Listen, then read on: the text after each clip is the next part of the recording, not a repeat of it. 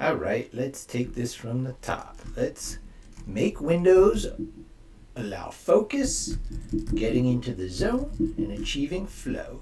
To that end, step 1, uninstall OneDrive. Go into the Start menu, Settings, Apps,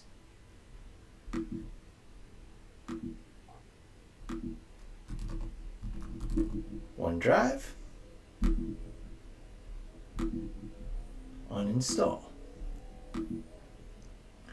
When you install Windows, even if you tell it to keep your files locally, you're gonna get OneDrive.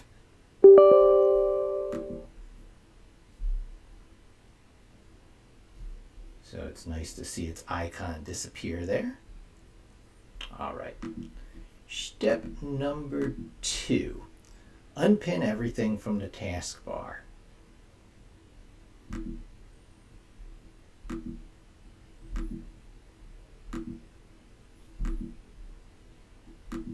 Even the stuff you're running.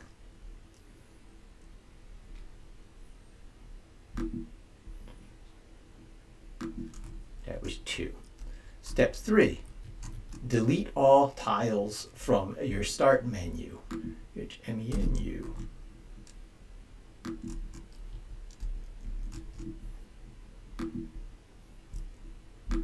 Uninstall whenever possible. If you get the uninstall option there, we'll get to this office software and Skype later. For now, we'll just unpin. This one we'll get to uninstall directly. We unpin even though stuff's running because we're bringing stuff back soon enough.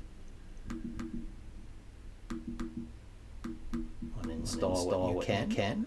We'll probably be adding a entry later about uninstall Cruft, but while it's hidden in your system, it doesn't really impede your flow. The most important thing is getting stuff out of your face. Constant distractions. You turn left, you turn right. Distraction. So that is deleting all the tiles from start. Next, change the settings under personalization. So that is once again settings. I'll see if I can get all these off the top of my head, but it's personalization. Some of these options going down the side are more effective than others. Nothing wrong in the background colors, but when we get to lock screen, there is this one marketing item here. Show lock screen background picture. Well, no, that's not the one. Where is it? Something about suggestions. I don't even see it here. I guess it changes with your version of Windows. Okay. So then there's themes. We are going to do this one thing with getting rid of the recycle bin icon, the desktop. And lock screen themes, fonts is fine. Start has a few items. We do want the let's see, show out list, start menu. We turn that off so that now our start menu is true blanked. Show recently added items off. Show suggestions occasionally. Starts off. Show recently opened items off. So it's off all the way down. Start. Okay, so now your taskbar. Some thought needs to be required. Lock taskbar on is fine. Automatically hide is off for reasons I talked about before. Automatically doesn't matter. Use small taskbar buttons. Goes a long way to reduce clutter. That is to on. Use preview is fine. Replace the command prompt with PowerShell is fine. This is already off. A good setting. Bottom is fine. Always hide labels is a good setting. You don't want these others. And now some hidden ones. They hide it under here. We start getting rid of these notification things. So that one, meet now, nope. Microphone is fine. Power is fine. Network is fine. Your installed software is fine. Windows Explorer, even though it's showing the Bluetooth icon. This one's off. OneDrive.exe, we install that. So it's down to the basics. And there's some more hidden items. This one here, we get some more of those off. Clock turned off. Biggest distraction ever. Volume. Keep that on. Network on. Power on. Input indicator. Nope. Location. Nope. Well, it's nice to know when you track. We'll just hide that on this little arrow here. Action center off for sure. Ink workspace off. Touchpad off. Microphone. Nice to know when you have that. Meeting off. Okay. So those are hidden items. Let's see if there's anything else left. Those are these two. All displays. People off. Okay. Good. And close settings. Okay. Now we get things that could not easily be hit through that very location. Just here on the right taskbar. There's only a few of them left to turn off search. That got rid of the little icon there. Likewise, Cortana. That gets rid of that guy there. And task view button, get rid of that. Get rid of that one there. Weather is one of those hidden ones I passed over. This one here. Turn off. All right. And then we're going to leave this here. That's going to be one of our shortcuts. I'm normally tempted to delete it. We're going to bring back the app icons that we want. Well, implied in other steps actually was some hiding. So we're just going to drop all the remaining icons in that little up arrow there. See that? And I only leave out OBS's icon to show the recording screencasting. These two things are actually running, so we can't get rid of them very easily.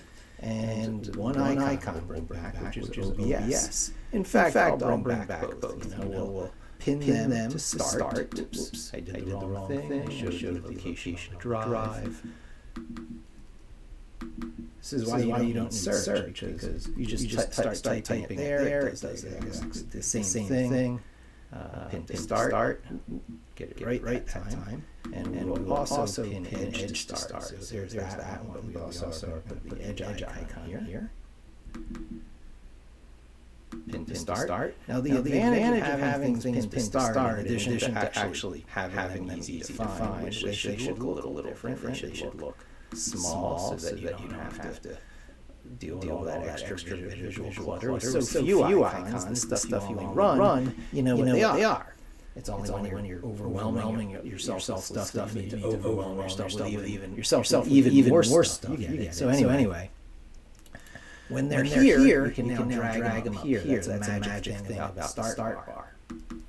There it goes. Okay, virtual desktop is the last thing, so I'll close this to get rid of that clutter. But now we can go here and go properties. Oh, am I actually even running Edge? I'm not sure. Anyway, Control-Alt-E is my shortcut for Edge. Okay. You need admin level privileges to do that. And we're going to do it as well for OBS properties. Control-Alt-O for running that. Alright, so we got two keyboard shortcuts. Yeah, I was running slideshow before, so I had this nice big slideshow showing steps 1 through 7. So these are all your steps 1 through 7. And now it'd be nice to have another place to do stuff. So we just add a virtual desktop. Now we can slide left and right. And that gets us up to our next step. Step 8. We are going to install Linux on Windows. Open a PowerShell. And I'm going to wrap this video up here, but I wanted to set the stage for getting up to that step 8, installing Linux on Windows, because that is going to be what I have consistently on desktop 1 as part of my way of getting off Windows. Get yourself used to full screen Linux terminal here. You get yourself used to probably Jupyter here, and I don't even have a web browser until desktop 3, and then 4, 5, 6. You put other stuff working here, but you can always go all the way over to the left to take your notes, full screen terminal. the second screen where it's like a Python is like a calculator of reason and logic, right? So it's always nice to have it around because you start to think in Python and you'll be able to express yourself in Python. And then finally, and I know this is doing those abrupt screen jumps because the screen capture software doesn't do it well. So I got to use four-finger swoosh, which makes it work more like Macintosh virtual desktops, which came first before the PCs or the Windows virtual desktops. Although Amiga had it for that. Anyway, that's why this stuff is so worthy to me. Windows and other platforms are finally catching up to where the Amiga was 30 years ago, and I'm pretty pumped about it. So thanks for joining me.